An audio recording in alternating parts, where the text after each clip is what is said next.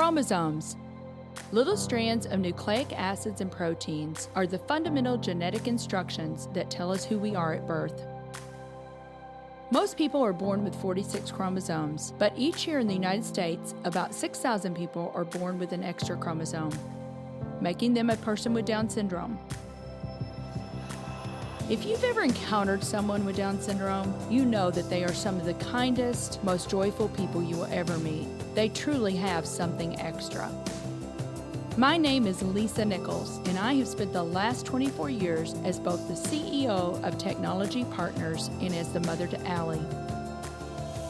Allie has something extra in every sense of the word. I have been blessed to be by her side as she impacts everyone she meets. Through these two important roles as CEO and mother to Allie, I have witnessed countless life lessons that have fundamentally changed the way I look at the world. While you may not have an extra chromosome, every leader has something extra that defines who you are. Join me as I explore the something extra in leaders from all walks of life and discover how that difference in each of them has made a difference in their companies, their families, their communities, and in themselves.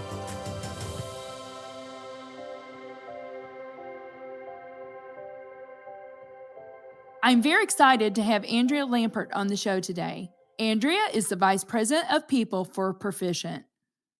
Andrea, thank you so much for making the time to be on the show today. I'm so excited about our conversation. I am really excited too. It's completely my honor. Happy to be here. So you and I have known each other for, I don't even know. I was thinking this morning, how long have I known Andrea?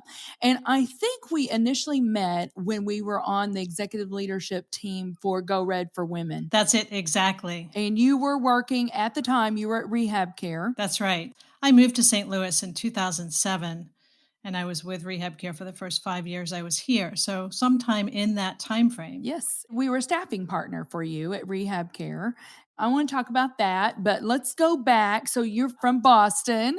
And so I want to go back to kind of how you grew up. And then let's talk a little bit about your educational journey. And then we'll hop into your career because you've done a lot of things in your career. And I want to talk about that. Sure. So I am from Boston, born, raised, and spent a good part of my life in Boston.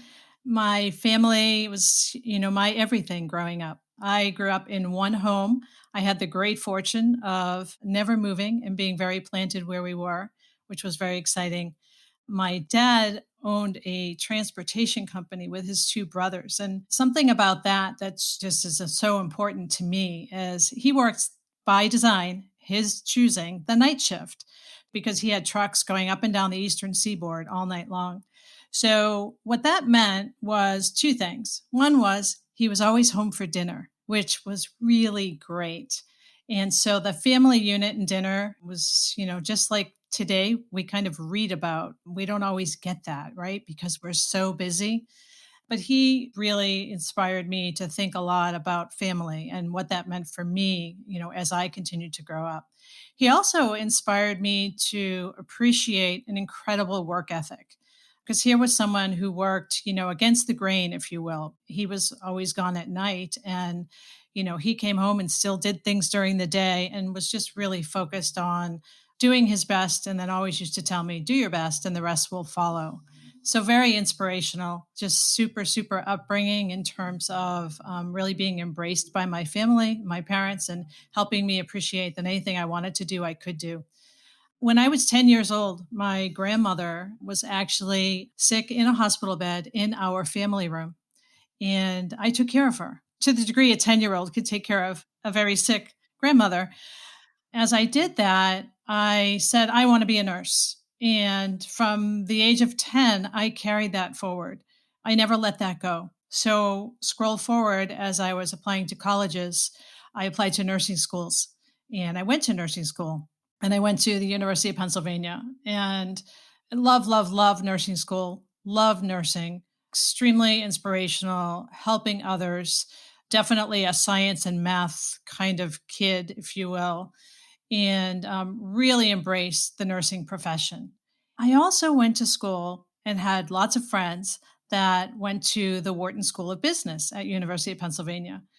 Ironically, as I went through nursing school, I often thought, that business, side of the equation is really interesting. I always thought one of these days, someday in my life, I'm going to connect the dots between what I do as a nurse and what that means from a business perspective. I had no idea what that really looked like, but I always was inspired by that and thought that there was some greater purpose that, I could bring going forward. So scroll forward, and I had an opportunity as I was nursing and clinical nursing. My clinical experience was primarily in the area of oncology. And as I was in hospitals doing nursing, I was also going to grad school, got my master's degree in nursing. I was focused on being a clinical specialist and staff development. And, as I look back now, it's easy to say, oh, staff development, kind of an early thread of HR, right? But never knew it at the time. But just really liked helping others, really liked teaching others, really liked the art of nursing. Ultimately, when I achieved my master's degree in nursing, I found an opportunity. The opportunity was to actually join a business of healthcare, an organization that was providing infusion therapy services to patients at home, and I could come in from a nursing perspective and help them grow their programs, right? Staff development. But I also could appreciate and understand and start to learn how a business worked. The organization had just gone public, it had branches throughout the US and was growing rapidly. So, step into the world of business with my clinical hat on. The rest has just been evolution. So, I migrated from being a clinician to then going into operations, running healthcare branches for this very company, moving into another company then after that, that was a startup, getting involved in mergers, acquisitions, startup growth, and just really found myself on the business side of healthcare. And it was really exciting. One company I was with, I led operations for the organization, and we had four divisions, and one division was a staffing company. That's when I started thinking, wow, this connection between talent and business and growth was really, really interesting. And that really, I'll say, was, when I put my toe in the water of what it meant to think about things from a human resource perspective. And scroll forward, I ended up going to a staffing organization. I ended up doing recruiting, executive recruiting for a few years. And ultimately, when I moved to St. Louis 13 years ago in 2007, it was to join rehab care, as you and I just talked about, to lead talent acquisition for that organization. I would say that was the time it was when I was officially HR. So I had been doing staffing, been doing recruiting, but then I stepped into being officially HR. What I found was just so incredible about stepping into HR with the background that I had, with a clinical hat in healthcare, with an operations hat in healthcare. I could really appreciate and understand what was happening in the business. I will say from this day forward, business acumen, a really, really important skill for any human resources professional or individual. That was a lens that I viewed my HR journey with, which has proven to be really, really helpful. It has, and you've had just an amazing career. As a little 10-year-old girl, you loved helping your grandmother. You loved helping her, but you're still helping people. I mean, because that is what HR does, right? I mean, it's really the development of people, the recruitment of the right people. And organizations, let's face it, really, Andrea, it's people.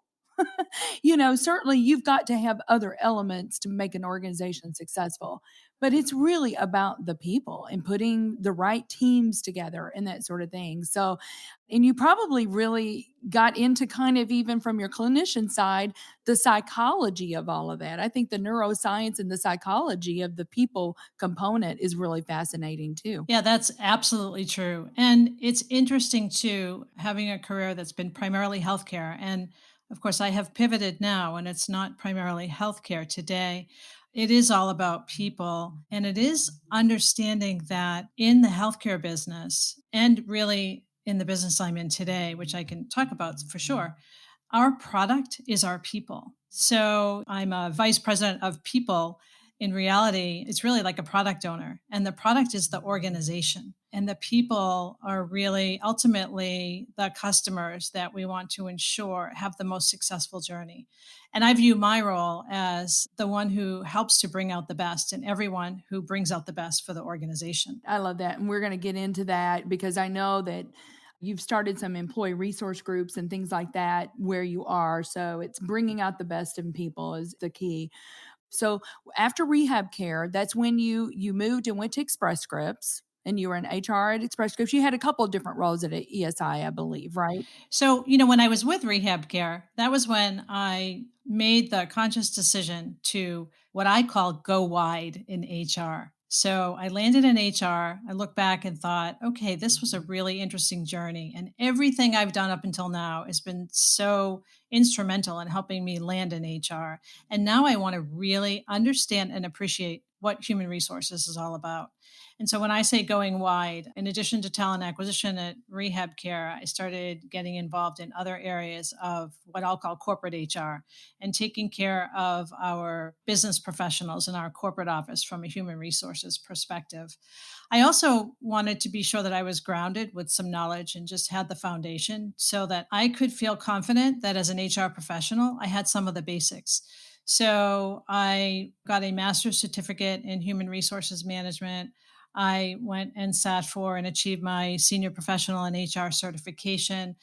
Those were all really important. So I had some foundational backing, right? An opportunity to think about what HR really was from that foundational perspective. And then as I journeyed from rehab care to Express Scripts, it was continuing what I call going wide. I joined Express Scripts actually not in the talent acquisition space originally. When I joined Express Scripts, it was on the HR business partner side of human resources, really partnering with the business to help the organization really think about people and bringing out the best in people. And over my time at Express Scripts, a very exciting journey. Of course, that's a growing organization. When I left Express Scripts, I had oversight in many different areas of HR: talent acquisition, talent management, organization development, HR analytics, HR communication, HR strategy. So, again, continuing that going wide trajectory and really learning all that I could every step of the way in human resources. Andrea, obviously you have seen a lot of different organizations, a lot of different ways of doing things, a lot of different function areas within HR. And I've always said HR is huge. Really, HR is huge. If you look at the whole umbrella of HR, there's so many different things that you can do. But how do you continue to grow? And you've already kind of talked to me a little bit about that. You went and got a certificate in HR. You went and got professionally certified. Was it through SHRM? That's right. And so we've got to continue to do that, do we not? Because change is inevitable. Our world is changing at an incredibly fast pace. And so we have got to, for our own selves, continue to grow and to learn and step into those. You never should get comfortable, Andrea. That is so true. And in fact, I always say learn to be comfortable when you're uncomfortable. Learning is so key. And, frankly, we're having this podcast during COVID, and obviously, so much has changed and shifted in how we work, also how we learn. And there's a silver lining in everything that we're going through. And it's important for us to look at that. And I will say there's been incredible opportunities to be able to continue learning right in the seat of my desk, right? With micro learning, with all the different webinars, with all the different networking, the connections.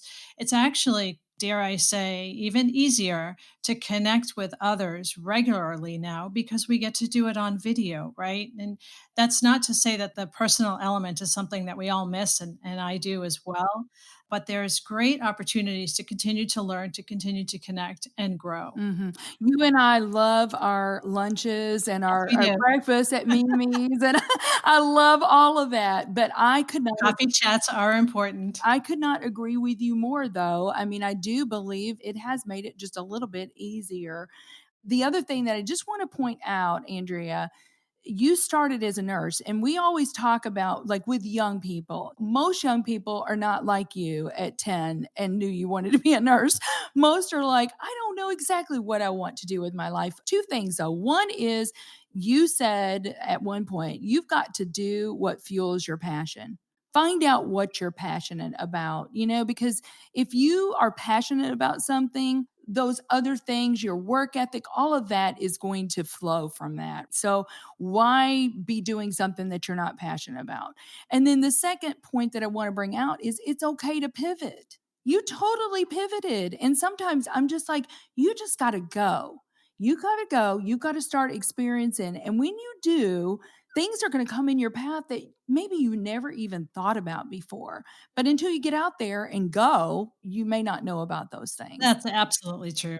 It's actually very exciting to pivot, but it is also about appreciating that you may be uncomfortable. I hired someone fairly recently who's 150% ready to step into this fabulous role. And she said to me, I'm so excited about this job. And if I'm honest with you, I'm actually a little scared. I said, I am so thrilled that you said that because we're going to partner and you're going to find lots of resources around you. And you have this. You've totally got this. But this is also going to be really fabulous incremental growth for you. And the passion that you have is going to help you really immerse yourself in what you need to be successful. Could not agree more. Well, we've got so much more to talk about, Andrea, but we need to take a quick break and we'll be right back with Andrea Lampert. Hi, everybody. I just wanted to take a second and tell you about something our team at Technology Partners can do for your business. We have spent over 2 decades partnering with organizations and helping them solve their IT needs from a 360-degree perspective. A huge part of how we solve those needs is by developing custom applications of all shapes and sizes. If your team is looking for software and an out-of-the-box solution just isn't right, it's time to consider how we might be able to help. Go to tpi.co/custom apps and learn more about our awesome capabilities. So welcome back. Andrea, I have to ask you, how have you seen technology helping you in your role? I mean, it's evolved a lot, I know, and you can even talk about that journey. Sure, absolutely. Given my earlier story talking about pivot, I've been in technology at Perficient now for about 6 months. So just started.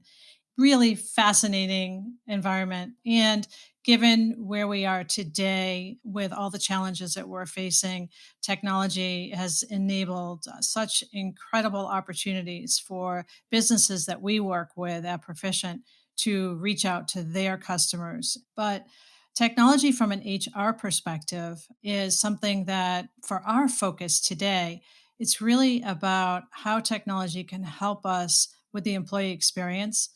My focus is on bringing out the best in people, but it's also about when I think of the people as our product and the organization as our product, that customer satisfaction and success is really about how we enable the experience to be easy for our employees. And that's where technology is an enabler. And I view technology absolutely hands down as an enabler. And I'm always quick to say it's really important to understand and appreciate that technology enables good process, or frankly, technology could enable bad process. The beginning is to have good process.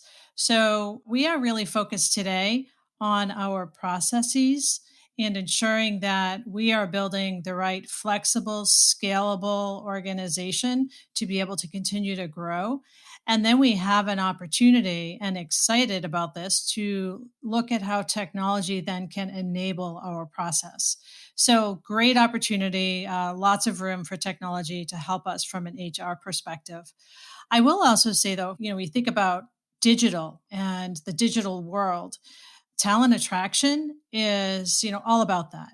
So, how we show up in the market from a social media perspective and what our digital footprint looks like is really, really important to us and really helps us with ensuring that wherever the best and brightest are, that they have an opportunity to understand what it means to be with us. In fact, we're stepping into some of our employee brand promise work where we're really working to be able to articulate, why do people join Proficient? Why do people stay with Proficient and want to do their best work here? And then how do we take that, what I'll call, to market, right? How do we utilize the power of social media and digital technology to help us share our story? Mm-hmm.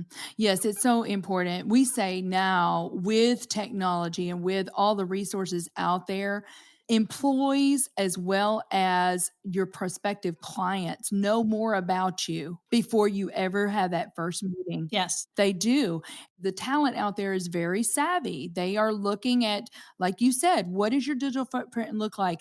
Who are you as a company? And if you do not have a strategy around that, you need a strategy around that because they're looking at all those. They're looking at your social media posts. They're looking at things like Glassdoor, Andrea. yes, every day. It's incredibly critical. Yeah. So if you think that you can just hobble along without having a strategy in those areas, you're probably not going to attract everybody that you'd want to attract because that's where they're looking. I'll never forget, Andrea, a few years ago being at our office in Charlotte. We had an office in Charlotte. And I recall having dinner, and a gentleman said, "Well, what do you do?" And I was telling him, he said, "My daughter works for a company like yours. And do you know how she went about deciding who she wanted to work for? She went to the top workplaces and she started down the list." So people know more about you before you ever take that first meeting. So, That is very, very true. And I appreciate that you talk about top workplaces too. That is something that in most of our offices across the US, we are very focused on looking at, how we participate in the communities, not just as a top workplace as it relates to the job people are doing, but really how people can bring their whole self to work. And that's really important to us across the organization. well, we are, I guess, in a sense, competitors, but we're friendly competitors. And you guys are in a much different space. You're publicly traded, we're still privately owned. There's a lot of differences between us, but we both have this issue, as many companies do, Andrea, the talent gap. And if we don't talk about this, I had said to you, it kind of appears like we're deaf because this is such a big initiative and a big concern for so many right now is the technology talent gap. So tell me your thinking around that and how are we going to address this talent gap in your mind? There's lots of different opportunities. I'll think about women in technology to start because I think that's such an important area of opportunity and of growth. And when I think about women in technology, I also think about the ladder in its entirety. And what I mean by that is how do we help women at the top of the ladder continue to grow? But how do we also, there's a bottom rung theory, right? How do we get people to even take the first step? And that's a lot of what we're spending time focusing on. So it's a combination of how do we partner with whether it's universities or boot camps or coding schools and help and sponsor folks to be able to maybe that are underrepresented, not able to actually step into their own technology career. How do we hold their hand and help them step into technology? So I can assure you, you'll see a lot more of that coming from Perficient, which is really exciting. And, that's growing your own. The other piece is campus, right? How do we help people on campuses? And quite frankly, how do we get to high school kids too, right? To talk about STEM, but how do we help people on campuses land that career that is going to help them utilize their skills of today, but grow their skills and continue to grow their skills and continue to grow in the world of technology? So, those are some really important focus areas for us to be able to address how we bring talent to technology. I 100% agree with you, Andrea. And we're even going further. We're starting even earlier than that. We're saying, let's get kindergartners, excited about technology and girls. And so there's so many things out there. We've just got to kind of pull it together and collaborate. And I believe 100% we can move the needle on this. I really do. So we had talked about women in technology, and I know one of the things that you have been doing since you've come into Proficient is now you have formed an employee resource group. So I know you've done this because we didn't talk about this, but after Express Scripts, you went to BJC. So you have been in a lot of different organizations. For those HR professionals out there, tell us what an employee resource group is and how would they even go about maybe starting something like that? An employee resource group, frankly, I'll tell you, having started them or been a part of starting them at Express Scripts as well as BJC, it's really an opportunity for like minded individuals and diverse individuals. So I said two different things, right? To be able to get together and connect. And what I mean by that is if you think about from a women in technology perspective, the first thing you would logically think of is okay, that's a group of women, but we have allies. Allies are those who support women. How you identify with an employee resource group is in many different ways. But what it offers is the opportunity for people across an organization, across the globe, to be able to connect, to be able to network, to be able to learn, to be able to grow. And our focus, of course, is definitely on career development and how we help women grow in technology. It's a really exciting story at Perficient. We had a grassroots group that started before I joined the organization for women in tech. And of course, there's lots of women in tech groups throughout the country. But at Proficient, a group of women started to get together and, really worked off, frankly, a team site, right? To be able to connect with one another. That's often how employee resource groups start. They're driven by the employees. They're led by the employees. It becomes a volunteer act of passion, and then what I had an opportunity to do is come in and say, let us put some structure to this. Let us put some resources behind us. Let us really think about the leadership of this group, the meaning, the charter, what it is we want to actually do, and let us exponentially grow our people and their journey.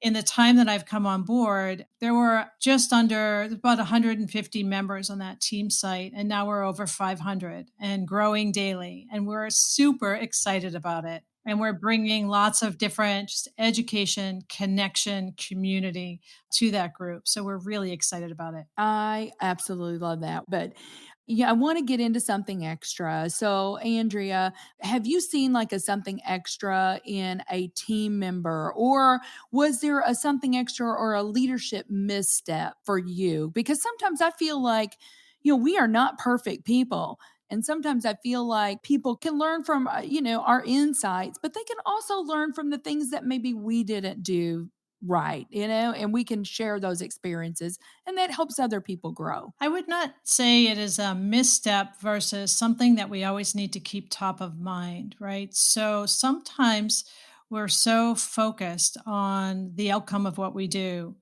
that the steps we may miss along the way is really celebrating those wins and really celebrating the learnings along the way. The outcome, we always want to be successful, we always want to be positive. Sometimes it's not, yet the celebration moments can always be there because there's learning that can happen. I recently heard, which I thought it really resonated with me. We always learn the most in the extremes. So the best of times and the worst of times is when we really have an opportunity to reflect on those moments.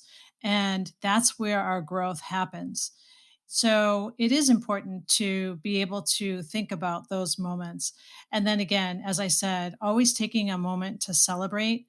And it can be easier said than done because we're very busy, we're very productive, we're very focused on the outcome. But thinking about the missed opportunities to celebrate and celebrating people is really important. One thing that I do, it's really very simple, but I've been very intentional about it, is at the end of a conversation with one of my team members or at the end of an email where someone's given me some information or anything like that, I use three words. I say, I appreciate you. Mm, They're three simple words. yes. They've become just part of what I do. And it's really meaningful. It is. Who does not want to be appreciated and valued? We all do. I think it's Absolutely. a basic human need, actually. So you have the opportunity to do that. But to your point, if we don't take the time, if we don't slow down, we'll miss those opportunities. That's right. Very good. So, what do you believe is the something extra every leader needs, Andrea? I can answer this so many ways, but I will say to act with intention and to be resourceful. And what I mean by that is really making an intentional choice about being the leader that you want to be, and then act on it with planning and with forethought. So, a simple thought is really asking yourself, what do I want to be known for? And then, how does that show up? And then, how do I make sure of that? To go back to I appreciate you. For me, it's I want to help other people know that they're valued So, what are the simple things that I can do? But I must be intentional about doing them. I must have planned that I do that and to be able to do that. So, it's about being deliberate. It's about developing habits that demonstrate who you are. And it's also about recognizing that leadership is a journey. So, it's important to never stop learning about how to be even better. And then, I would say as it relates to being resourceful, enabling connections is really a gift that we have to give to others. We all know someone or something that may be able to help another person. So make that connection. People want to feel connected, and everyone does have a story. And it's really important to just appreciate how we can help others and how we can continue to inspire that connection and that belonging. I do reflect at the end of a day, how did I help someone today? That's really powerful for my own happiness and gratitude, but it's also really powerful for others. I love that. And I could tell some anecdotal stories, but we don't have time for that right now. But you guys have something coming up, and I want you to have the opportunity to tell our listeners because you said we may be able to create a movement. So there may be other listeners out there that want to get on board with what you're doing. Thank you, Lisa. This is super exciting. I'm really excited about something that we're stepping into at Perficient. So it's been a challenging year for individuals, for communities across the world. And so our job really at Perficient, we feel, is to pay it forward with kindness. So we have embarked on a Making a December Difference campaign. So this December, each and every Perficient colleague, and this is across the globe, received $100 with instructions to spread kindness in their community by giving it away to someone in need or to a cause that's meaningful to them. So, in total, we'll have nearly $500,000 donated across the world. It connects us globally. It empowers our colleagues to make a difference. It inspires them to involve their families. It inspires pride in who we are and what we do. So, worldwide, nearly 4,500 employees will be participating. And we're just huge believers of giving back to the communities where we live and where we work. And, we understand that making the world a better place really happens one person at a time. We're going to ask our colleagues to share their stories of how they donated the money, what they did to inspire others. And we want to inspire others in all the communities where we are to continue paying it forward by doing small acts of kindness and generosity within their communities this holiday season. So we're super excited to be rolling that out. Well, I'm excited too, because I do believe all of us can do what we can do. And we realize that not all companies can do that, give $100 to their employees, but do what you can. The most important part of this whole campaign, frankly, is how we help others feel empowered to help others. And I would urge any of our listeners, if you're interested, to look at social media, look at our website. We're going to be sharing stories of the inspiration and how people were able to help others. I love it. Well, thank you for that. Thank you for being an exemplary for all of us and what we need to be doing. Andrea, this has been so much fun. Thank you for making the time. I think we could just sit here for hours and hours, but thank you so much for being on the show today. It's been fun. Thank you so much. I always enjoy our conversations. Thank you for listening to today's show. Something Extra with Lisa Nichols is a Technology Partners production. Copyright Technology Partners, Inc., 2019. For show notes or to reach Lisa, visit tpi.co/podcast. Don't forget to leave a review on Apple Podcasts, Google Play, or wherever you listen.